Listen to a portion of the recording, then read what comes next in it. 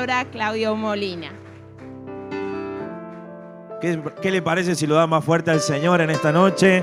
Con todas tus ganas, con toda tu fe, confiando que hoy el Señor nos va a hablar. ¿Cuántos dicen amén a eso? Bienvenidos a todos, bienvenidos a este cuarto servicio. La verdad que qué hermoso que son los domingos para estar en la catedral, para estar en su casa, para recibir palabra de Dios, una palabra que nos anime a creer que ese tiempo nuevo se puede hacer realidad en nuestra vida. ¿Cuántos dicen amén a eso? ¿Sí? Ya estamos llegando prácticamente ya a fin de año, ¿sí? Y creo que es bueno que cuando uno llega a fin de año o al fin de este ciclo, es muy bueno que uno comience a analizar cómo ha sido su año. Si yo le tendría que hacer una pregunta, ¿cómo ha sido su año? ¿Qué respondería? ¿Ha sido un año bendecido? ¿Ha sido un año para el que ha alcanzado sueños? ¿O ha sido un año donde quizás uno comienza a analizar cosas y me dice, me hubiera gustado que fuera diferente?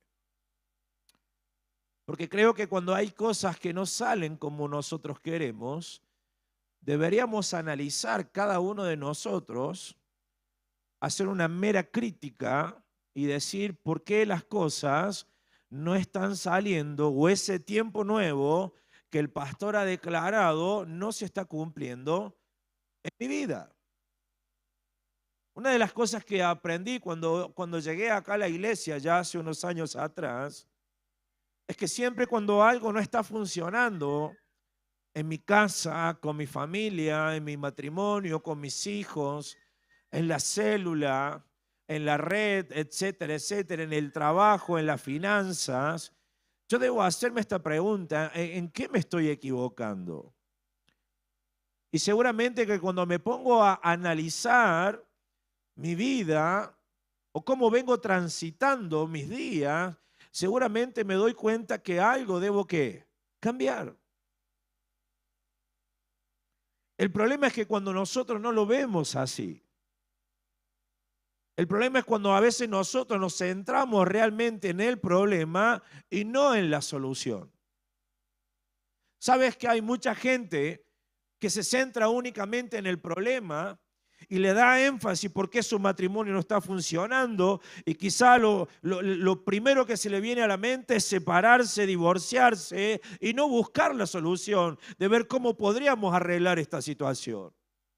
A veces cuando nuestros hijos no están por buen camino, quizás están esclavos de adicciones, quizás están lejos de Dios, quizás están viviendo un tiempo difícil. A veces nos enfocamos quizás en su rebeldía, en aquellas cosas que están haciendo mal, pero no nos enfocamos en ver cómo puedo hacer para solucionar el futuro de mi hijo o de mi hija.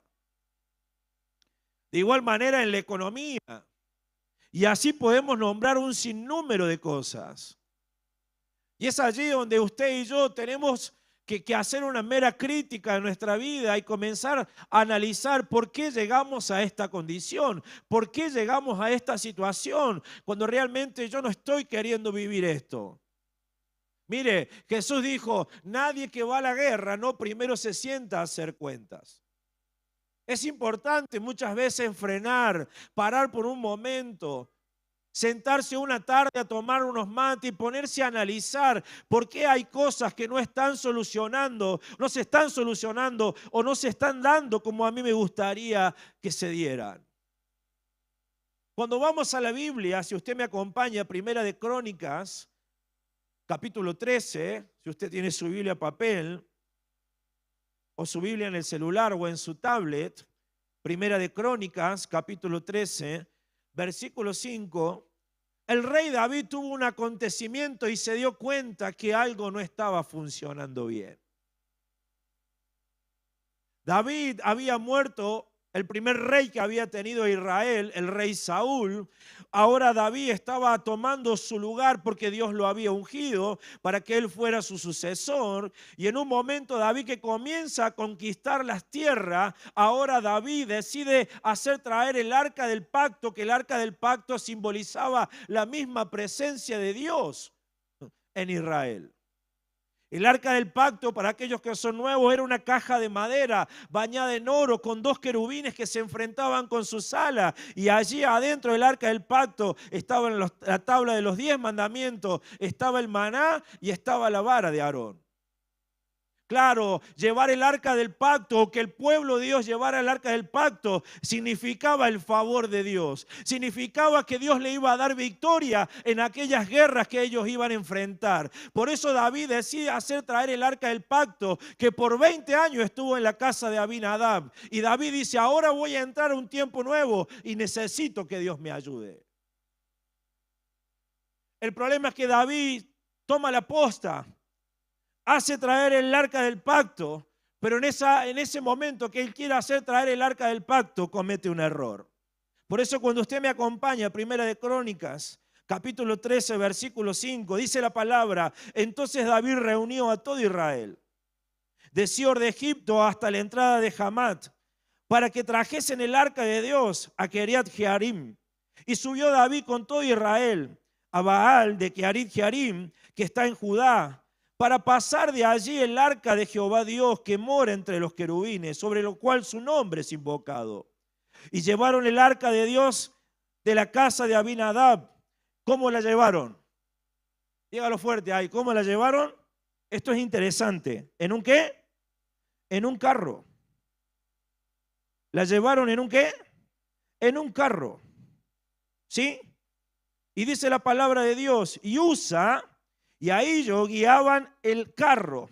Y David y todo Israel se regocijaban delante de Dios con todas sus fuerzas, con cánticos, con arpas, con salterios, con tamboriles, con címbalos. Era una algarabía lo que se estaba viviendo. Podríamos decir que ahí estaba el grupo de alabanza, acompañando el arca del pacto de la catedral. Y ahí estaba Ezequías con la batería. ¿Sí? Estaban los chicos de la catedral cantando y alabando a Dios porque ahora se avecinaba un tiempo ¿qué? Dígalo fuerte, ¿un tiempo qué? Un tiempo nuevo. Pero, dice la palabra en el verso 9, siempre que haya un pero, usted y yo debemos de tenerlo. Dice, cuando llegaron a la era de Kidón, Usa extendió su mano sobre el arca para sostenerla, porque los bueyes tropezaban, y el furor de Jehová se encendió contra Usa y lo hirió porque había extendido su mano al arca y murió allí delante de Dios. Y David tuvo pesar porque Jehová había quebrantado a Usa, por lo que llamó a aquel lugar Pérez Usa hasta hoy. Y David temió a Dios aquel día y dijo, ¿cómo he de traer a mi casa el arca de Dios? Y no trajo David el arca a su casa en la ciudad de David, sino que la llevó a la casa de Obed-edom geteo, y el arca de Dios estuvo en la familia de Obed-edom, en su casa 3 meses. ¿Y qué hizo Dios a la casa de Obed-edom?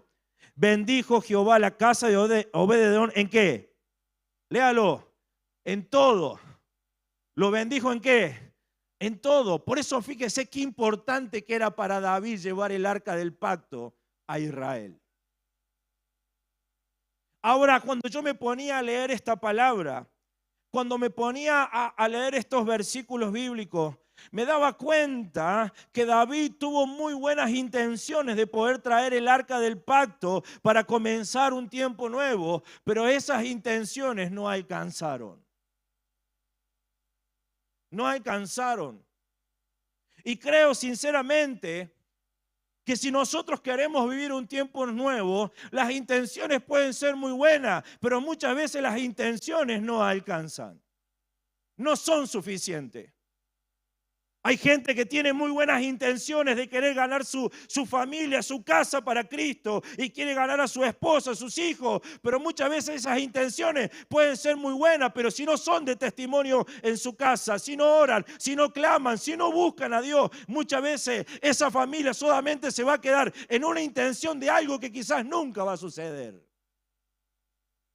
Por eso las intenciones pueden ser muy buenas, claro que sí. Hay gente que tiene muy buenas intenciones de querer salir de sus adicciones, pero si no cortan con sus malas amistades, podrán tener muy buenas intenciones, pero quizás las intenciones solamente se quedarán en eso y nunca van a poder experimentar la libertad que solo Cristo puede darle. Por eso uno debe entender que las intenciones pueden ser muy buenas en la vida de una persona para querer vivir un tiempo nuevo, pero muchas veces eso no alcanza. Y las intenciones tienen que ver y están ligadas muchas veces con la voluntad. Muchas veces la voluntad es buena, pero la voluntad no alcanza.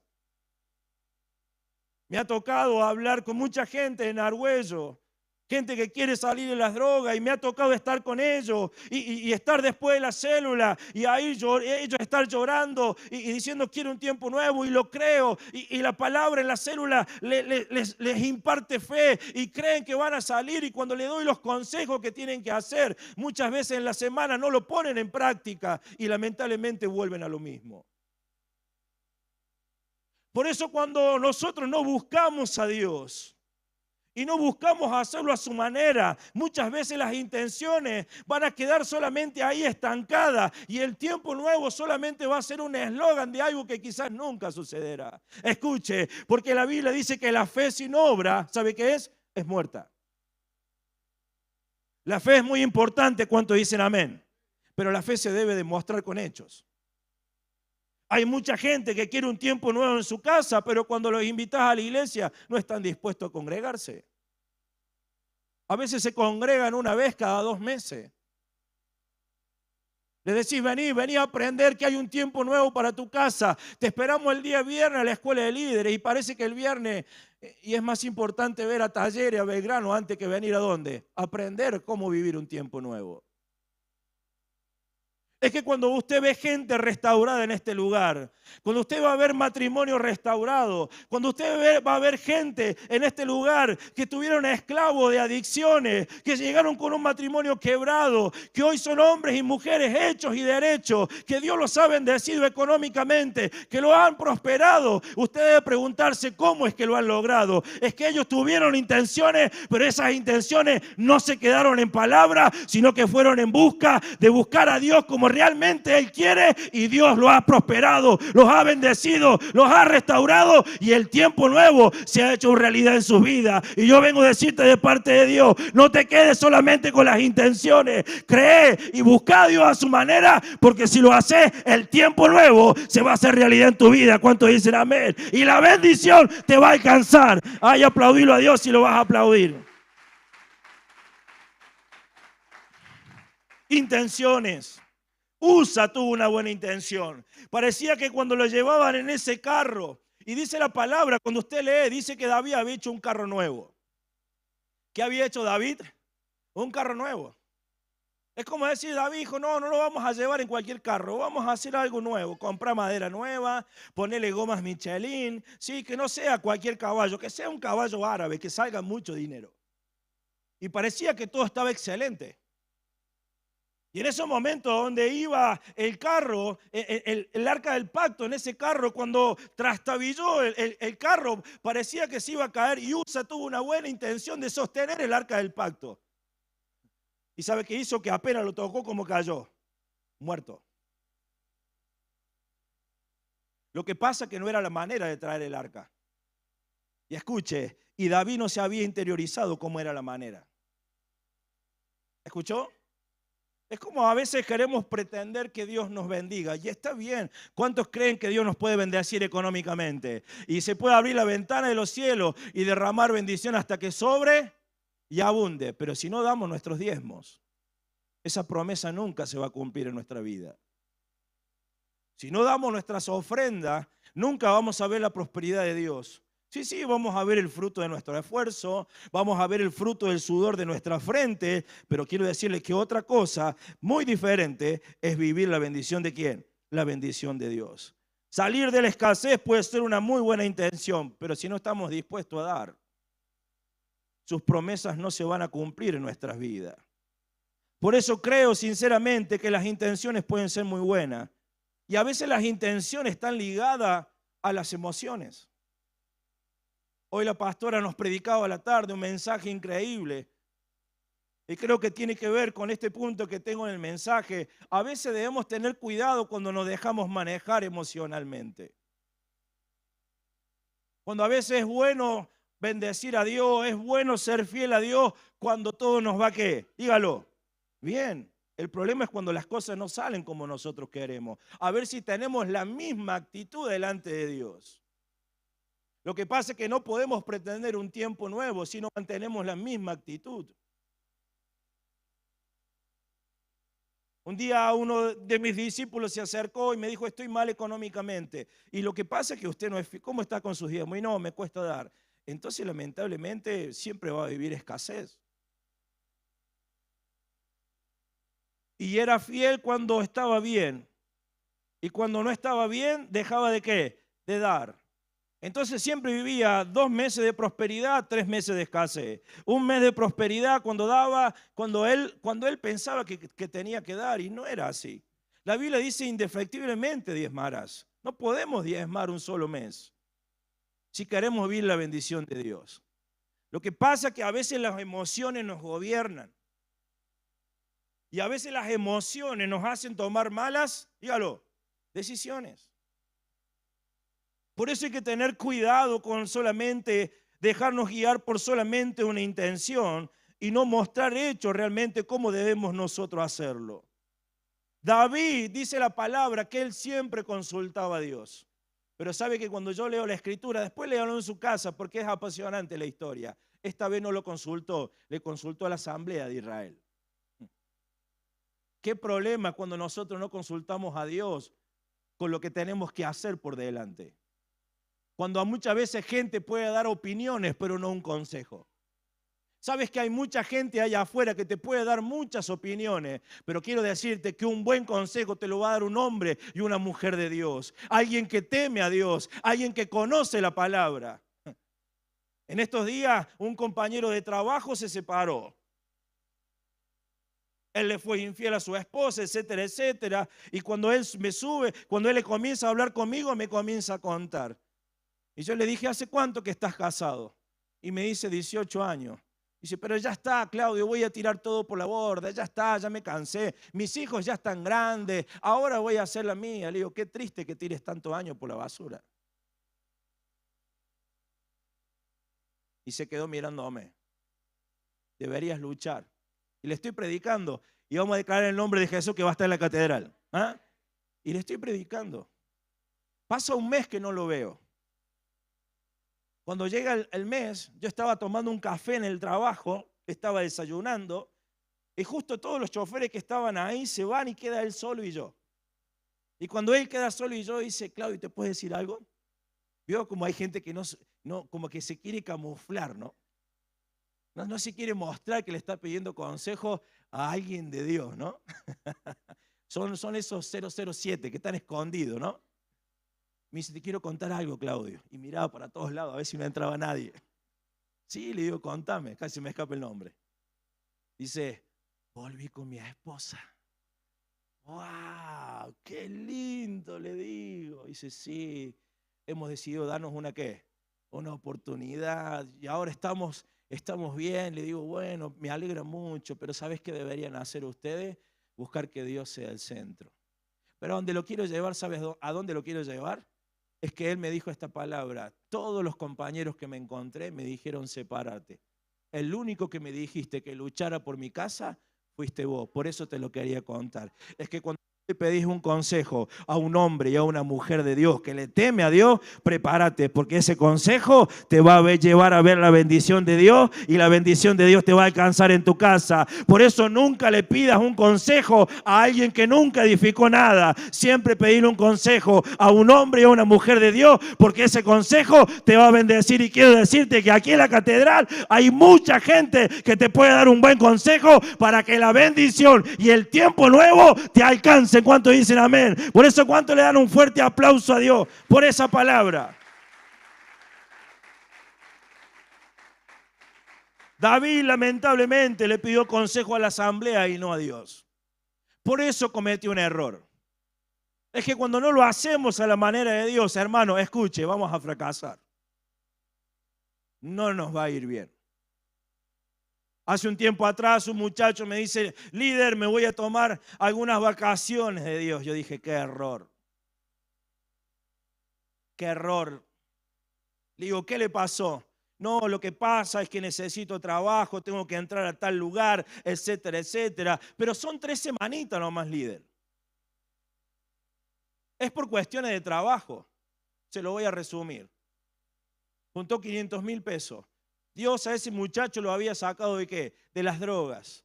Ese muchacho había hecho reiki, había andado en el Gauchito Gil. Me contaba, había andado por todos lados para poder ser libre de las drogas. Me acuerdo que cuando fue a Argüello, sus hermanas se largaban a llorar por la situación que este chico estaba viviendo.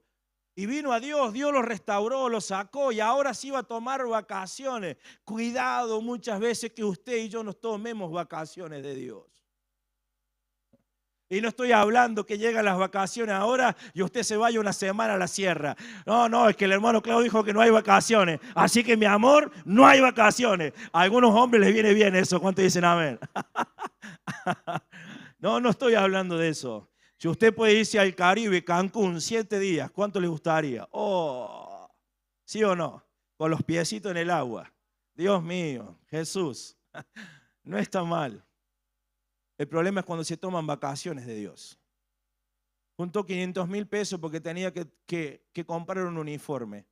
¿Sabe qué hizo? Volvió a caer las drogas y las 3 semanas que trabajó para ahorrarlo, todo ese dinero se lo gastó en drogas.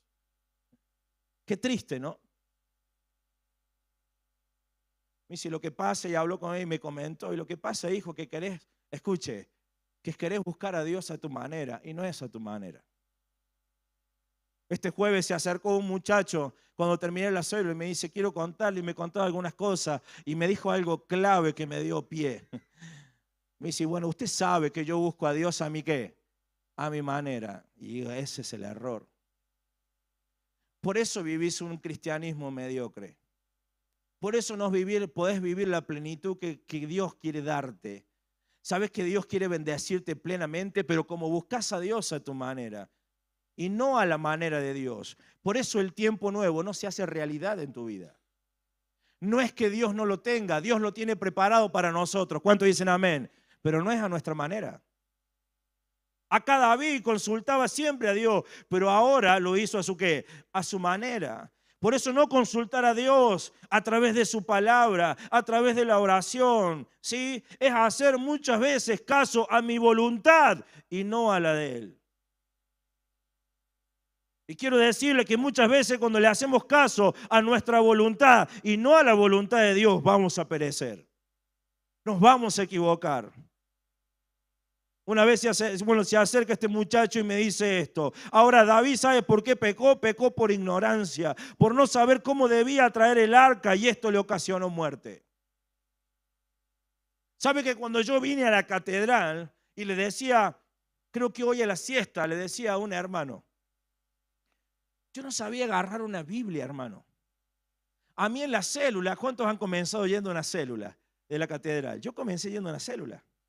Y me acuerdo cuando llegué a la célula, me daban una Biblia y yo no sabía cómo agarrarla.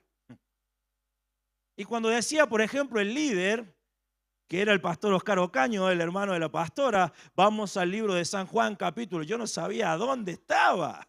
Así que los hermanos veían que yo estaba como caballo arriba del techo, ¿no? Descolocado. Me agarraba y decía, quédese tranquilo, Claudio, deme, ahí le busco yo. Y me buscaban. Y ahí comenzaba a leer. Y sabe que a mí me apasionó la escritura.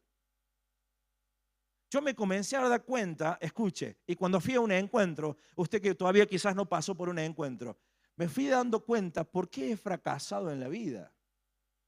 Si yo estaba haciendo todo lo contrario a lo que Dios ha instituido para el hombre y para la mujer. Yo iba en contra de la corriente. Ahora entendí por qué mi matrimonio estaba así, por qué mi vida estaba así, por qué mi economía. La palabra me trajo luz. Por eso dice el Salmo 115, 119, que la Biblia es lumbrera a nuestro ¿qué? A nuestro camino.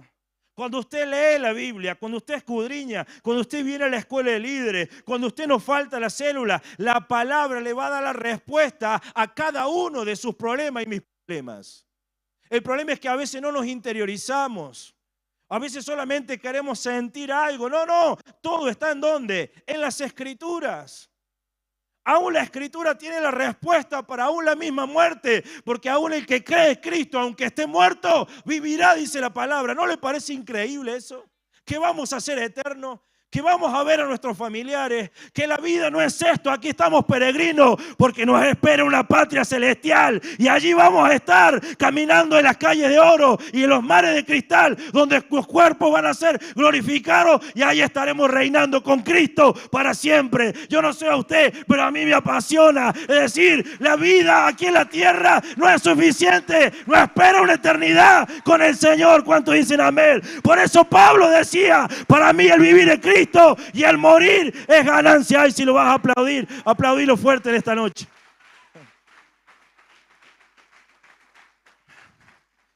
Por eso es muy común que cuando usted lee eso, sabe que se va el temor a la muerte.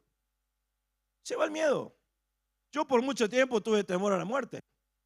Yo decía, yo nunca me voy a operar porque el anestesista seguro que conmigo se le va la anestesia. Oh, ¿cuántos somos dramáticos así? Oh, ¿sí o no? Y malos hombres, 36 grados 8, llama a la ambulancia, mi amor. Oh. Pero cuando leí eso, hermano, se me fue todo temor a la muerte. ¿No le parece increíble? Lo que pasa es que a veces no nos interiorizamos en la palabra para vivir ese tiempo nuevo. David, ¿sabe qué hizo? No buscó a Dios. ¿Qué es lo que no hizo David? No buscó a Dios y lo hizo a su manera. ¿Sabe? No lo vamos a leer por cuestiones de tiempo. Pero en Primera de Crónicas, capítulo 15, versículo 2, se lo digo yo. Entonces dijo David, el arca de Dios no debe ser llevada sino por los levitas, porque a ellos ha elegido Jehová para que lleven el arca de Jehová y le sirven. Miren cómo cambió. David cuando vio, le pesó que Uso hubiera muerto. Dice, por haber ignorados las palabras. Escuche, es que a veces nuestras decisiones van a afectar a nuestros seres queridos. Y no estoy hablando muchas veces, a veces de las buenas, pero también a veces de ¿qué? De las malas. David, por no interiorizarse, murió un hombre. Porque si David hubiera sabido, ¿sabe qué hubiera dicho? No usa, no lo toques. Si se cae, deja que los levitas lo lleven. Porque solamente Dios había escogido a una tribu de Israel llamada Leví. Y estos sacerdotes eran los únicos encargados que podían tocar el arca del pacto. Y no podía ser llevada en un carro. El arca del pacto tenía 4 anillos de oro. Y se incrustaban en cada uno de los costados 2 palos. Y los levitas no lo tenían que llevar en un carro. Lo llevaban ¿en dónde? En sus hombros. Y así iban caminando. Y Dios no iba a matar a nadie. Ahora David, escuche qué interesante, David se interioriza y dice, no lo vamos a hacer de nuevo como lo hicimos. Es que muchas veces, escuche mis hermanos, no debemos quedarnos en el error. Debemos buscar ver cómo lo podemos hacer ahora diferente. Oh, y esta palabra es para alguien. No te quedes sumergido en el error. ¿Sabe que hay gente que se queda en el polvo? Hay gente que se queda tirado en la lona. Hay gente que se queda en el fracaso, en el error. Pero hay otros que dicen, aprendí de ese error, pero esta vez lo voy a hacer no a mi manera, sino a la manera de Dios. Y sabe que esa persona cuando se levanta, porque aún la Biblia dice que 7 veces caerá el justo, mas Jehová volverá a levantarlo, significa que siempre en Dios tenemos oportunidad para remediar aquellas cosas que hicimos mal, pero ahora hacerlas bien, y por ende el tiempo nuevo se va a hacer realidad en nuestra vida. ¿Cuántos dicen amén? ¿Cuántos le dan un fuerte aplauso a Dios si lo vas a aplaudir? No te quedes en el error. Del error debemos aprender. Nos tiene que enseñar cómo es la manera de no hacerlo. No te quedes en el error en tu matrimonio si te manejaste mal. Ahora aprende, preguntale a tu líder. Acercarte a un hombre y una mujer de Dios y decirle, ¿cómo me manejo? ¿Sabe las veces que el pastor y la pastora, que son mis líderes, se han tenido que sentar con nosotros? ¿O no, pastora? A enseñarnos. Y quiero decirle que se siguen sentando. ¿Cuántos dicen amén? Le vamos a sacar canas verdes hasta que no sé qué. Pero qué bueno cuando estamos, escuche, predispuestos a aprender. ¿Sabe cuál es el problema? Cuando la gente no quiere aprender. El pastor usa una frase, se me está viniendo a la memoria. Cuando la persona no quiere aprender, se acabó el crecimiento. se acabó el crecimiento. Porque a veces el orgullo es más fuerte. Imagínense si David hubiera habido orgullo.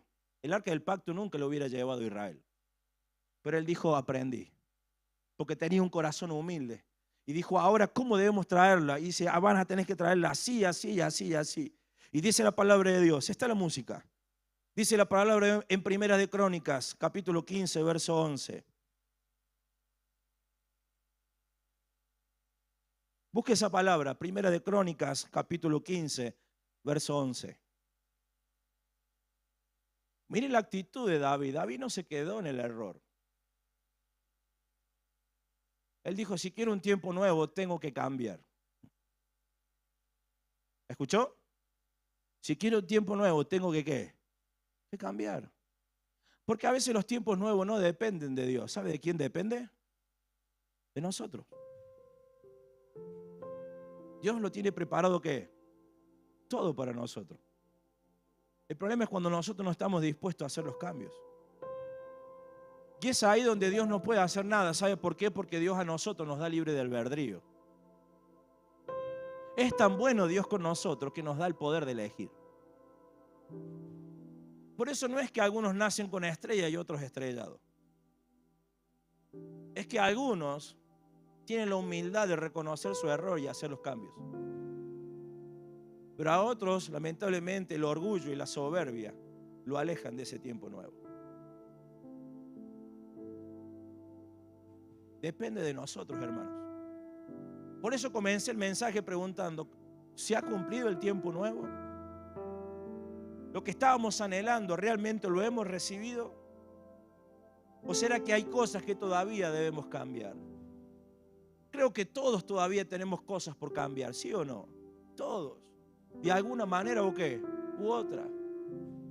El problema no es quedarnos solamente en pensar que tengo que cambiar. El tema es hacer los cambios necesarios. Porque así, fíjese acá lo que dice Primera de Crónicas, capítulo 15, verso 11. Y llamó David a los sacerdotes de Sadoc y Abiatar, y a los levitas Uriel, Asaías, Joel, Samaías, a Eliel y a Aminadab. Estos nombres son para aquellas hermanas que están embarazadas y todavía no tienen nombre para sus hijos, ¿sí? Y les dijo, vosotros que sois los principales padres de la familia de los levitas, fíjense lo que le dice ahora, santificaos. Es que a Dios no se puede acercar o querer pretender que Dios nos bendiga, escuche, con una vida de pecado. Debe haber santidad en nuestras vidas. Debemos renunciar a lo que está a lo que está mal. Cuando yo llegué a la catedral, llegué con una vida totalmente de inmundicia. Y me di cuenta que si yo quería un tiempo nuevo, tenía que renunciar a lo que estaba mal en mi vida. Y sabe que cuando comencé a renunciar a lo que estaba mal, el favor de Dios, su bendición, como dice Deuteronomio capítulo 28, te alcanzará. Por eso las bendiciones, escuche, no son fruto de la casualidad. Un cristiano no vive de suerte. Es común que la gente te diga, bueno, che, qué suerte que tuviste. No, el cristiano no vive de suerte. ¿Sabe de qué vive? De la bendición de ¿quién? De Dios, que es la que enriquece y no añade tristeza ¿con qué? Con ella. Claro, pero cuando usted ve el Deuteronomio 28, usted va a ver que hay demandas para vivir esa bendición de Dios. No te apartarás de su palabra, ni a diestra ni a siniestra la vas a poner por obra, etcétera, etcétera, etcétera. Entonces estas bendiciones, dice la palabra, ¿te van a qué? Te van a alcanzar. Es que a veces la gente quiere que la bendición le alcance sin hacer cambios en favor de Dios. Y es imposible. David necesitaba que Dios le ayudara. En este tiempo que ahora se avecinaba, necesitaba el favor de Dios. Y llama a los levitas y dice, miren, se van a tocar el arca, primero santifíquense. ¿Qué había pasado con David? Había aprendido.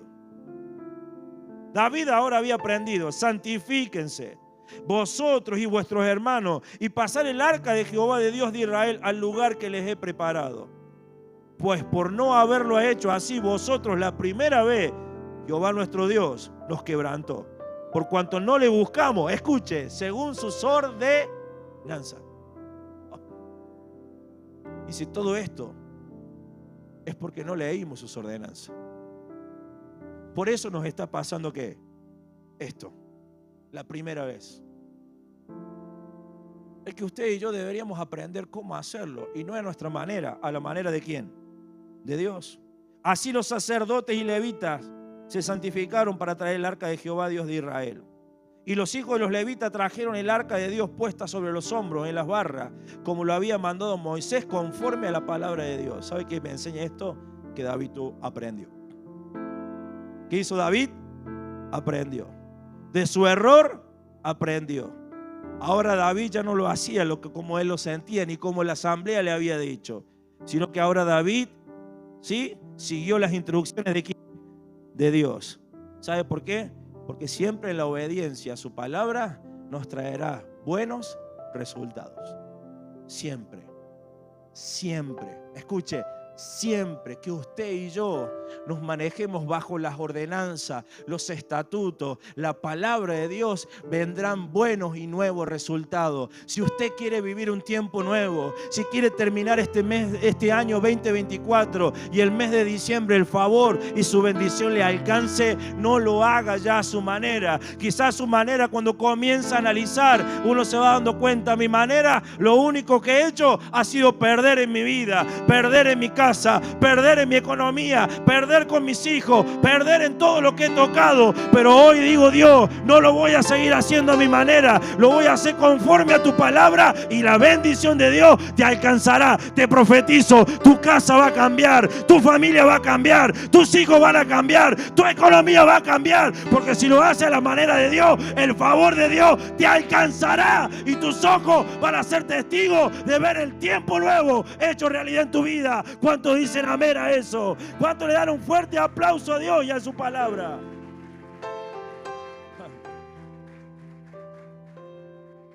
Por eso voy terminando. No alcanza con intenciones. Hay mucha gente que puede tener muy buenas intenciones, pero si esas intenciones no le anexamos a la manera de Dios, será imposible que el tiempo nuevo sea realidad.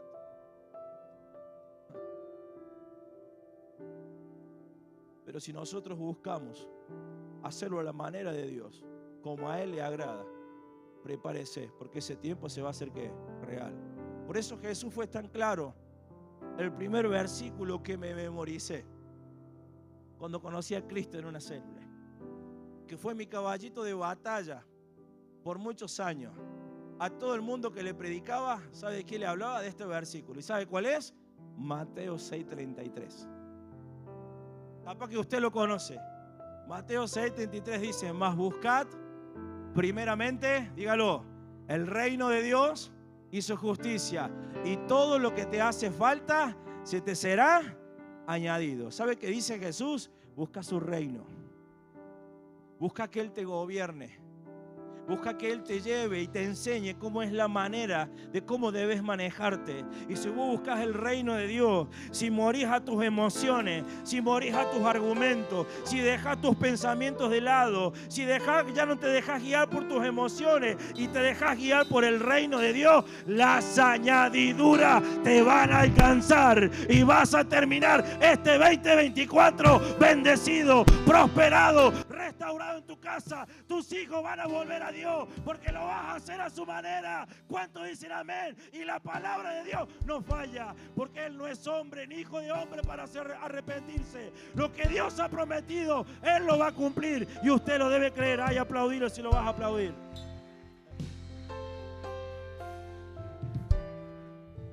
Por eso mi pregunta es: ¿cómo te ha estado manejando, hermano, en este tiempo?